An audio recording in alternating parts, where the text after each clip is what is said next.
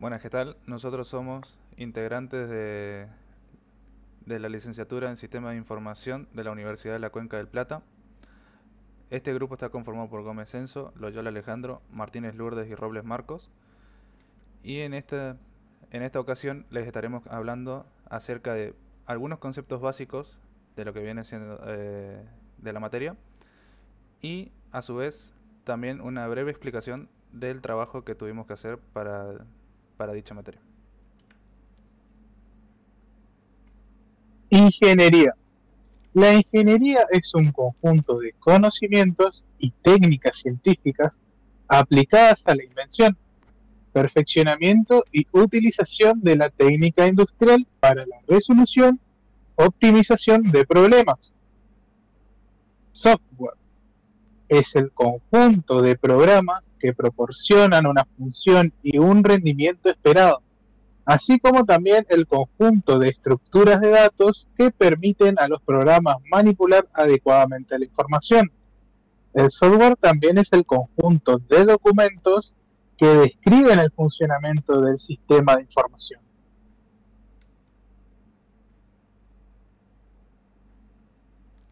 Sistemas.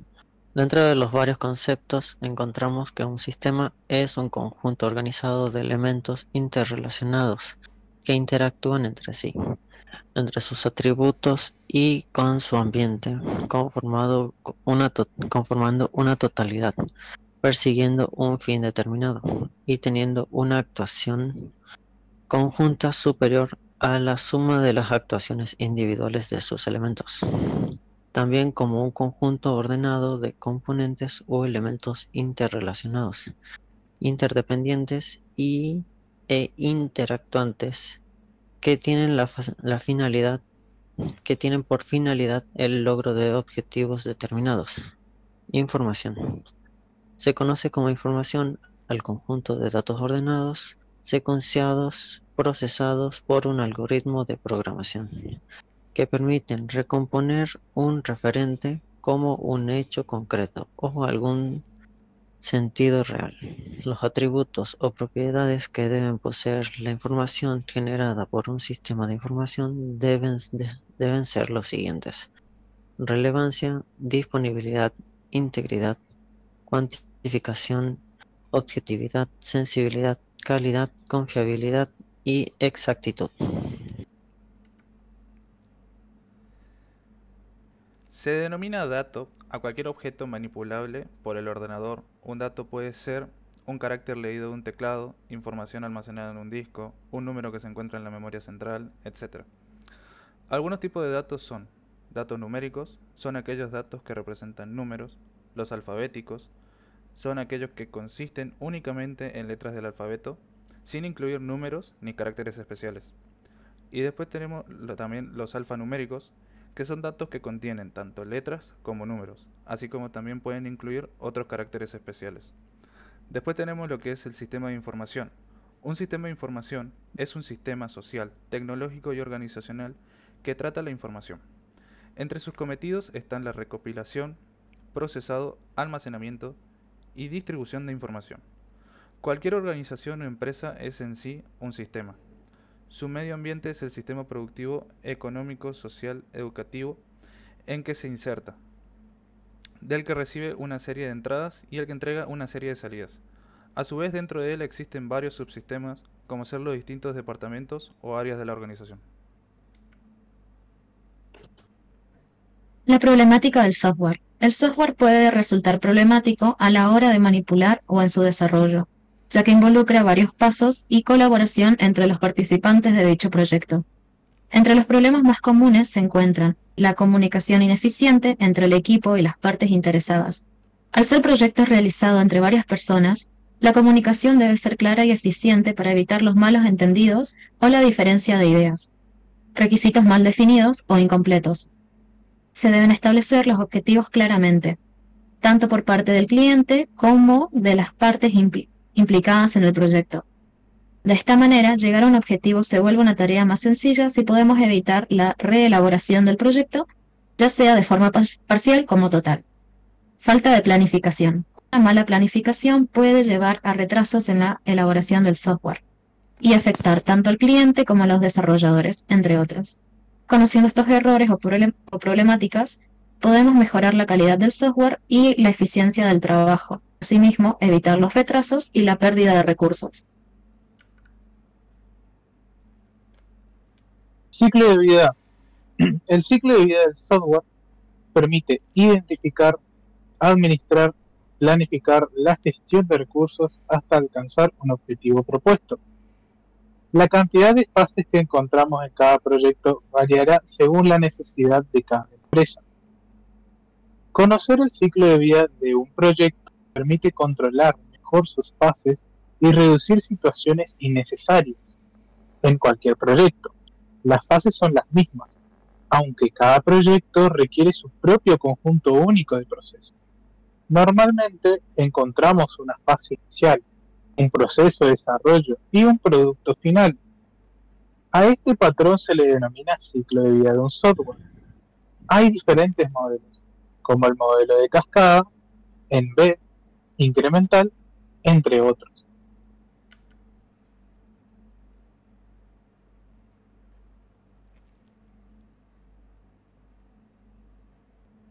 Paradigmas de la programación. Un paradigma se refiere a un conjunto de ideas y principios que definen la manera de abordar el diseño, la estructuración y la codificación de los códigos. Cada paradigma establece una forma única sobre cómo debería ser desarrollado el software y cómo sus diferentes partes se interrelacionan. Hay diferentes tipos de paradigmas, entre ellos la programación imperativa, la programación declarativa, programación orientada a objetos, programación orientada a aspectos, entre otros. Ahora tenemos lo que son las herramientas case. Las herramientas case son utilizadas para modelar la información empresarial mientras se mueve entre diferentes partes dentro de una empresa. Su principal objetivo es representar los elementos de datos empresariales, sus conexiones y facilitar la comprensión de cómo estos elementos fluyen entre diferentes áreas de la empresa. Son útiles para diseñar nuevas estrategias de sistema de información y cuando los métodos y sistemas actuales no cumplen con las necesidades de la organización. Análisis orientado a las funciones. El análisis orientado a las funciones, AS o DS, se centra en la creación de un modelo esencial que describe lo que el sistema debe hacer para satisfacer los requerimientos del usuario. Este modelo se construye sin considerar el costo de la tecnología y evitando la especificación detallada de los procesos. El análisis de sistema, AS, se dedica a determinar las funciones necesarias que debe cumplir un sistema, mientras que el diseño de sistemas, DS, se ocupa de cómo llevarán a cabo dichas funciones. Diagramas de flujo de datos, o DFD. Es una herramienta gráfica que permite visualizar un sistema de información, como una red de procesos funcionales, conectados entre sí. No solo sirve para modelar sistemas de información, sino también como una manera de modelar organizaciones enteras. Sirve para planificaciones estratégicas y de negocios. Un diagrama DFD típico está compuesto por el proceso, el flujo, el almacén y el terminador. En esta representación tenemos lo que viene siendo el diagrama de flujo de datos de nivel 0, que vendría siendo un diagrama para dar un contexto acerca de lo que es la gestión en sí. Para empezar, tenemos dos entidades externas a lo que vendría siendo el proceso central, que sería la billetera virtual, que sería el usuario y el banco. Desde el usuario se pueden observar tres flechas azules, que serían las entradas que le brindaría justamente el usuario a la billetera virtual para realizar los procesos correspondientes, que serían el dato de usuario, la información de registro, las instrucciones de movimiento. Y también se generan otras tres entradas por parte del banco hacia la billetera: la información de usuario, comprobantes de pago y las autorizaciones de movimiento. Después tenemos en rojo señaladas las salidas que van desde la billetera virtual hacia las diferentes entidades externas: dato de cuenta, estado de la cuenta y notificaciones que irían hacia el usuario, y después información de facturación, datos de usuario y confirmaciones y autorizaciones hacia el banco. En el diagrama DF de nivel 1 hay 5 gestiones: gestión de movimientos, gestión financiera, gestión de seguridad, gestión de usuarios y gestión de backup. Las flechas indican el flujo del proceso desde que se genera el movimiento hasta la validación del dato por parte del usuario. Inicia con la gestión de movimientos, donde se manejan los movimientos y comprobantes asociados. Luego, se clasifican los tipos de movimientos y se realiza una acción basada en esa clasificación. La gestión financiera toma esta información, la procesa y genera informes. Paralelamente, la gestión de seguridad asegura que los datos sean manejados de manera segura, realizando copias de seguridad regularmente. Los usuarios pueden acceder a sus datos y recibir notificaciones relacionadas con su cuenta.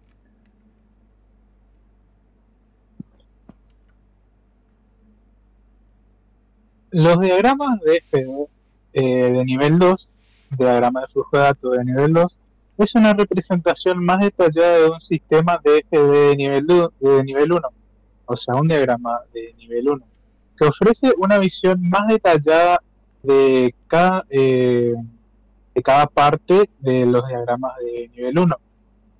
Estos se descomponen por subprocesos más pequeños en el que hay diferentes tipos.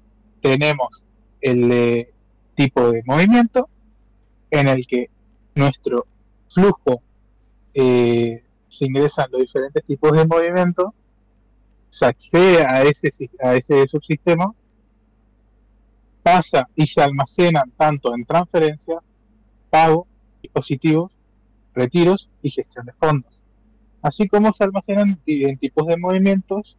Luego viaja a un flujo de elección de tipos para luego hacer un proceso de confirmación de movimientos, en el que luego de ese flujo de validación de movimientos se genera ese comprobante. Así, después de generar ese mismo comprobante, se lo almacena y después viaje a otro flujo.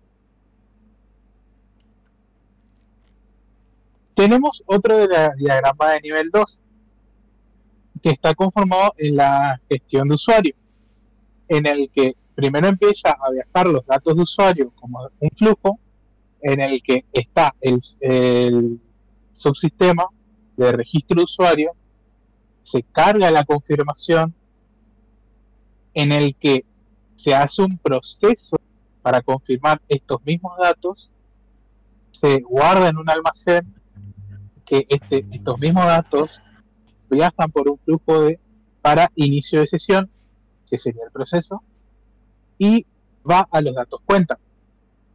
Así como también viaja a cargar la interfaz para luego ir al subsistema de interfaz de usuario y al flujo de actividad de usuario, luego a preferencia del usuario y posteriormente a lo que son las promociones.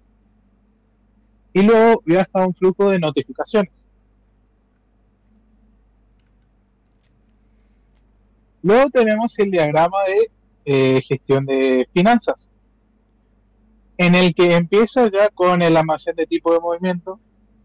En realidad está fuera de la gestión de finanzas, pero es una mostración más detallada de qué es lo que se está haciendo en esos subprocesos. Primero que nada, se da la entrada a ese mismo movimiento de lo que es el almacén, viaja los datos a un proceso de planificación financiera, en el que está la contabilidad, crédito público, tesorería y contabilidad y administración. Obviamente cada flujo va entre datos, crédito, datos, dinero. ¿Por qué va datos, dinero? Porque en tesorería se guarda y en contabilidad y administración, gracias a tesorería, se analiza justamente eso, análisis contable. Y en esos mismos datos, ya hasta el flujo, tenemos dos almacenes, tanto en el remito como el tipo de cuenta. Nuestras conexiones en el flujo es el tipo de remito, datos cuenta y los datos de dinero. Y todos estos cuatro flujos viajan a lo que es la administración de bienes, que ahí se analiza y se administra todos los recursos que tenemos.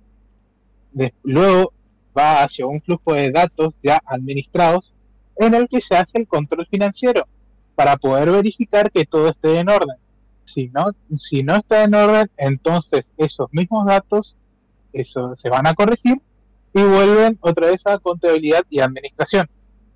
Pero si los datos están correctos, entonces son datos funcionales y van a datos fun, que serían datos funcionales. Luego tenemos la autenticación de datos. Nosotros tenemos los datos de usuario, que eso viaja justamente en un flujo, en el que se guarda en un almacén de autenticación de datos, en el que esos mismos datos van a un proceso de monitoreo, y este monitoreo viaja los datos de usuario a una evaluación. Si esa evaluación, los datos no están aprobados, que hay datos o corruptos o que no son datos que necesitamos, entonces van a aviso de datos corruptos, que sería un proceso en el que en ese proceso se van los datos corruptos para ser monitoreados de nuevo. Pero si los datos no están corruptos, entonces los datos se aprueban y viajan al cifrado de datos para que estos mismos cifrados los guarden en un almacén y este mismo almacén vaya a un proceso de protección. Luego tenemos el backup. Esta parte es muy importante, ya que esto se guardan todas las gestiones, todos los almacenes, la información que tienen. Primero que nada, los datos de las gestiones que viajan por el flujo.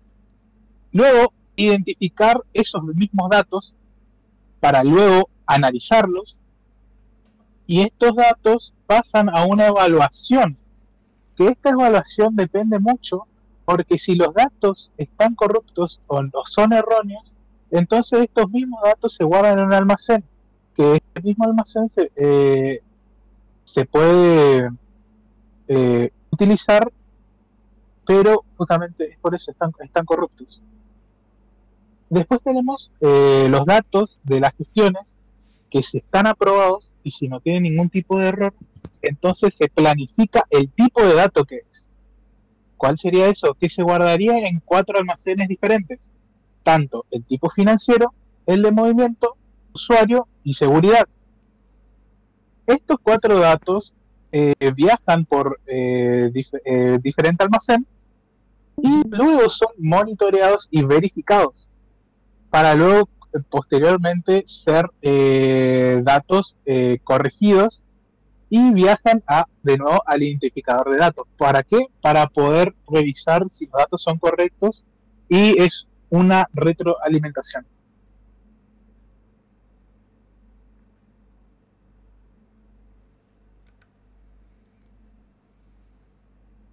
Diagrama de entidad y relación.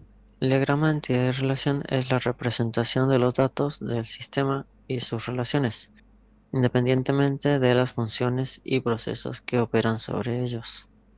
Es un modelo conceptual y semántico cuyo propósito es representar qué significan los datos en la realidad. Sus componentes son entidades. Son cosas u objetos del mundo real, abstractas, tangibles o intangibles. Se representan mediante un rectángulo. Por su cantidad y característica, no pueden ser recordadas por el sistema. Relaciones. Es la asociación o vinculación entre dos o más entidades, y en muchos casos las mismas tienen atributos propios, es decir, determinadas propiedades que solo ocurren cuando dos entidades se relacionan.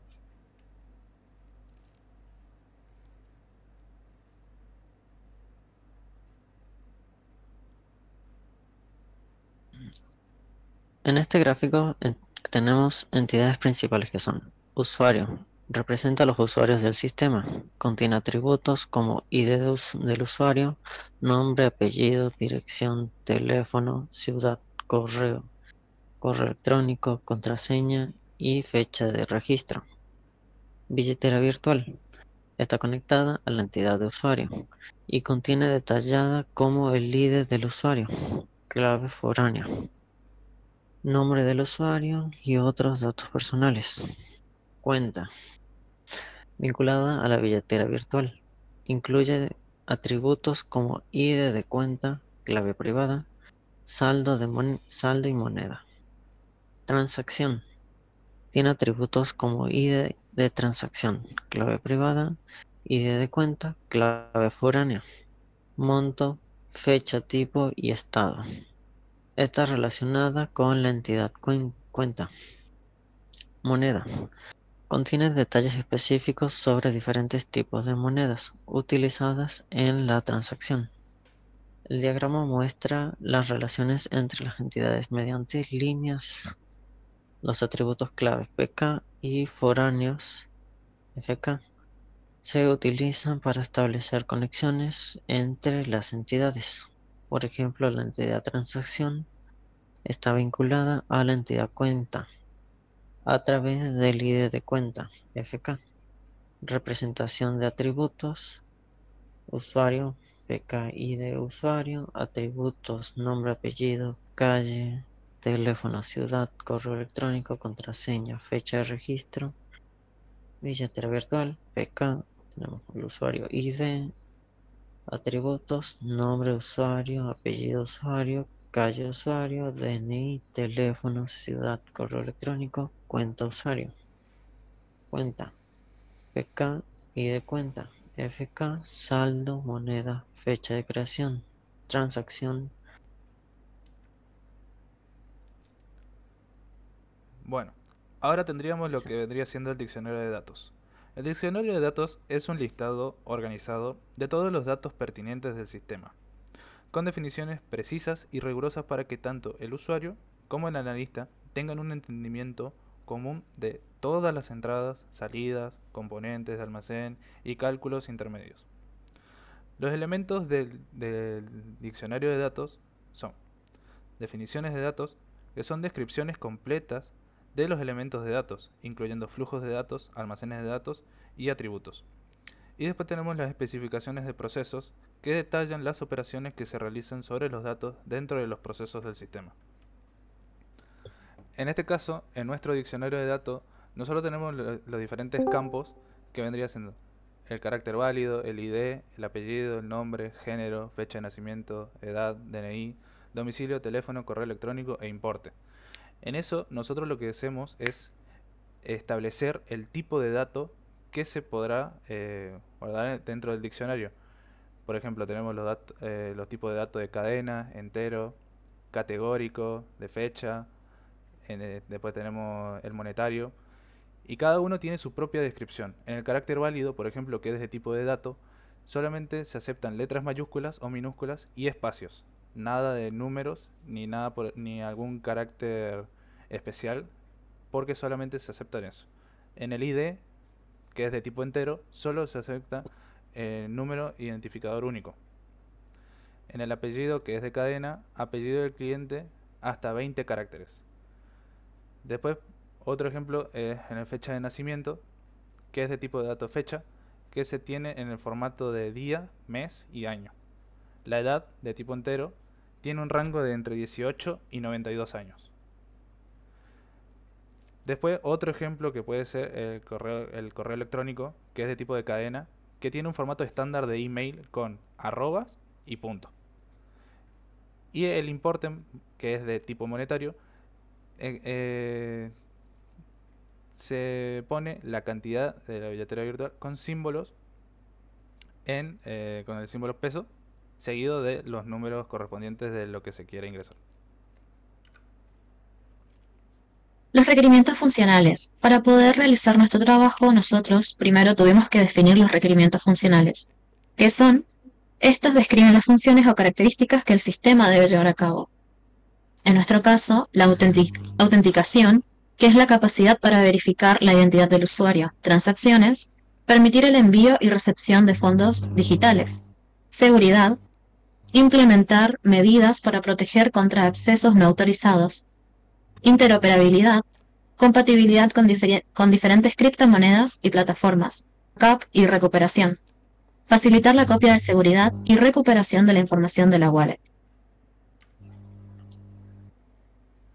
Los requerimientos no funcionales. Estos son criterios de calidad que el sistema debe cumplir. En nuestro caso, rendimiento, tiempo de respuesta rápido y manejo eficiente de transacciones, disponibilidad, acceso a la wallet las 24 horas del día, los 7 días de la semana, escalabilidad, capacidad para manejar un creciente número de transacciones, seguridad, cumplir con estándares de seguridad para proteger datos sensibles, y la usabilidad, que es la interfaz intuitiva y fácil de usar para los usuarios finales.